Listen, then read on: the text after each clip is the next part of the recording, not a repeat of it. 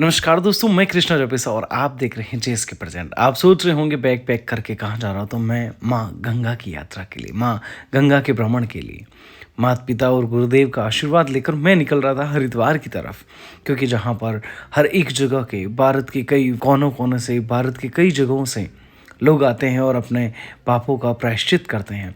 जहाँ पर अलग अलग प्रकार के कल्चर को अपनाया जाता है और अलग अलग चीज़ों को देखा जाता है एक अलग ही नज़रिए से। मैं उसी चीज़ को देखने के लिए निकल पड़ा था अपने गांव से, अपने माँ का आशीर्वाद लेके सीधा हरिद्वार की तरफ, जहाँ मुझे छोड़ने के लिए आते हैं मेरे बड़े भैया हेमंत। और मैं वहाँ से सिटी निकल जाता हूँ और सीधा ट्रेन पकड़कर हरिद्वार की ओर बढ़ जाता हूँ।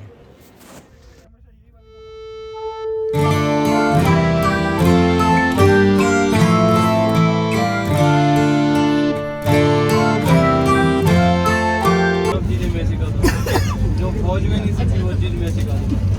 ठीक है सर, थैंक यू भैया। अभी रिकॉर्डिंग चालू किया।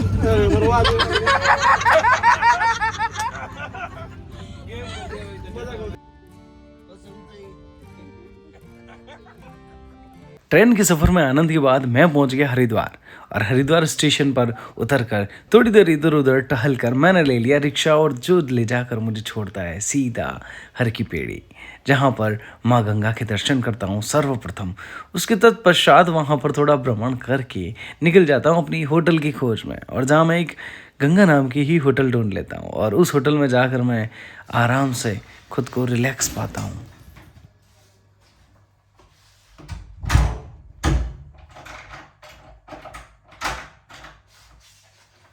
Welcome to Haridwar. तो दोस्तों, फाइनली हरिद्वार पहुंच गए। होटल में रूम भी ले लिया है। हरिद्वार की आज से 3 दिन यहाँ पे रुकने वाले अपन। माँ गंगा का घाट, ये वो घाट है जहाँ पर आप अपना पराया धन मोह लाभ सब कुछ भूल जाते हैं।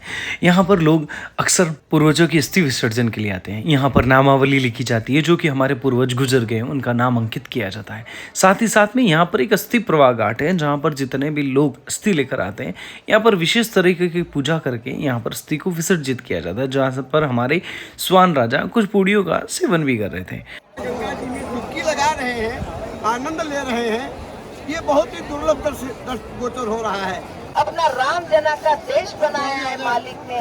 उस देश में सुख ही सुख है, दुख मांगने से भी नहीं मिलते। और ऐसे देश में जाने के लिए मनुष्य जन्म दिया है। बोलो राम राम, अरे सुख चाहिए तो बोलो राम राम, अरे दुख मिटवाने है तो बोलो राम राम। अरे जो विज्ञान है, जो कोई भी यह आती जाती श्वास में राम राम करेगा, उसके गट में परमात्मा प्रकट होगा। चाहे वो हिंदू हो, मुसलमान हो, सिख हो, ईसाई हो, छोटा रहा बड़ा रहा, गरीब रहा धनवान रहा, सुपंग रहा अपंग रहा, सुकर्मी रहा कुकर्मी रहा, जो कोई भी इस विधि से, सद्गुरु विधि से राम राम करेगा,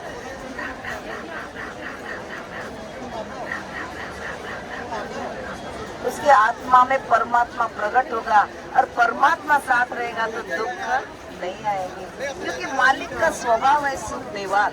वो हमें सुख ही देता है, वो किसी को दुख देता नहीं। दुख तो हमारे प्रारब्ध से आते हैं और सुख मालिक देता है। लेकिन हमारी सोच कैसी है, दुख आए तो हे भगवान तूने क्या किया, और सुख आए तो हमारी कॉलर टाइट करता है। ऐसा नहीं है, मालिक का स्वभाव है सुख देवाल। बोलो राम राम राम राम राम राम जी राम राम।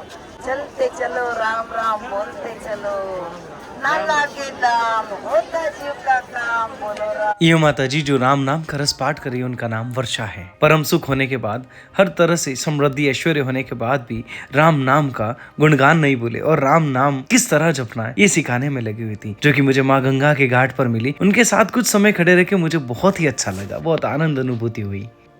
बहुत ही सादी सिंपल जगह देखकर मैं नदी के किनारे बैठ गया। और ये कोई नदी नहीं, ये वहाँ हमारी गंगा ही है, जहाँ बैठकर मुझे नकारात्मक विचारों का त्याग करना था और सकारात्मक विचारों को अपने अंदर उतारना था, अपने जीवन को आगे बढ़ाने के लिए। माँ गंगा का पानी मैंने अपने शरीर पर छिड़काव किया और मैं वहाँ पर बैठकर अच्छे अच्छे विचार करने लगा। वहाँ पर स्नान करने वाले, वहाँ पर डुबकी लगाने वालों को देखने लगा।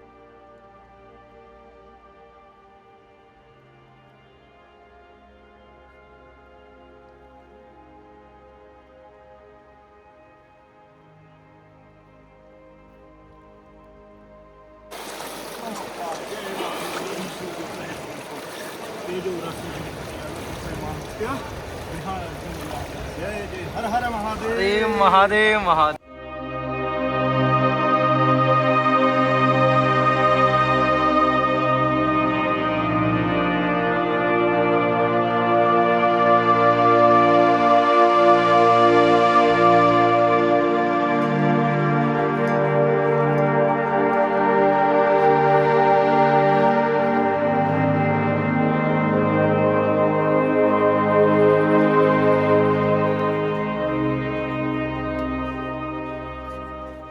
पूरे दिन गुमगुमा के अब लग गई थी बड़ी जोरों की भूख भैया, और मैं पहुंच गया होटल में खाना खाने, जहाँ पर बहुत ही सात्विक भोजन जिसमें लहसुन और प्याज का सेवन नहीं था। आराम से बैठा, सब अपना अपना खाना खा रहे थे, तो मैं तब तक अपनी थाली का इंतज़ार कर रहा। उतने में थाली भी लग गई मेरी। तब मैं वेट करने लगा फिर से रोटी की। मैंने कहा रोटी कब आएगी, और पेट में चूहे बहुत तेज़ दौड़ रहे थे। रोटी आने के बाद मैं टूट पड़ा छपाछप रोटियाँ तोड़ने में, और जो आनंद आया इस भोजन प्रसाद को लेकर, आहा अद्भुत, जिसमें माँ गंगा का स्वाद था और माँ गंगा की अटूट बातें थी।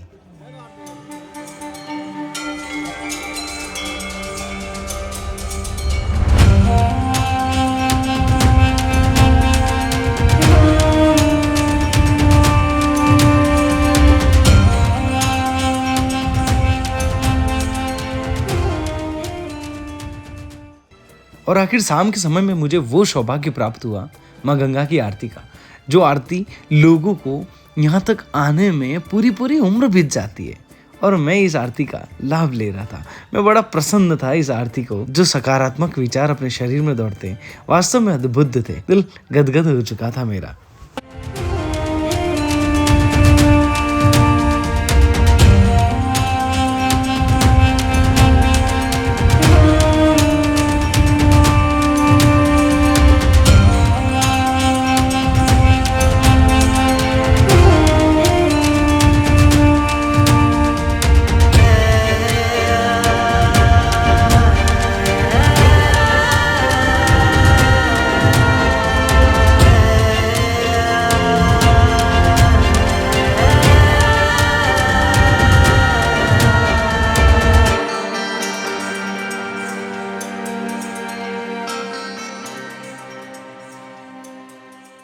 अरे वो तो ले लो होलसेल में फूल माला तो होलसेल आज।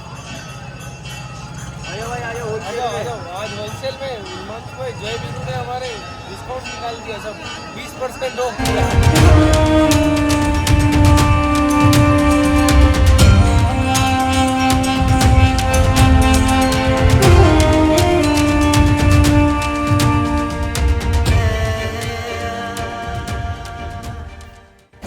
ठीक शाम को 6 बजे माँ गंगा की आरती होने के बाद सब लोग अपनी अपनी होटल धर्मशाला की तरफ जाते नजर आते हैं। मतलब ये देख लो आप, 8 बजे तक पूरा घाट खाली हो जाता है, उसके बाद पूरा खाली सन्नाटा एकदम।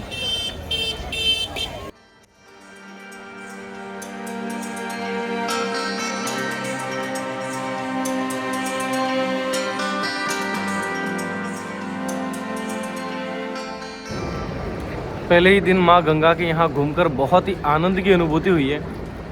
यहाँ पर अलग अलग विचारधाराओं के व्यक्तियों से मिलना हुआ आज मेरा, अलग अलग जगहों के और अलग अलग परंपरा के अनुसार माँ गंगा में हर एक व्यक्ति डुबकी लगाकर अपने पापों को धोता है, और साथ ही बहुत ही आनंद आया। आशा करता हूँ वीडियो अच्छी लगी होगी। अगर वीडियो अच्छी लगी हो तो लाइक और सब्सक्राइब करना ना भूलें चैनल को।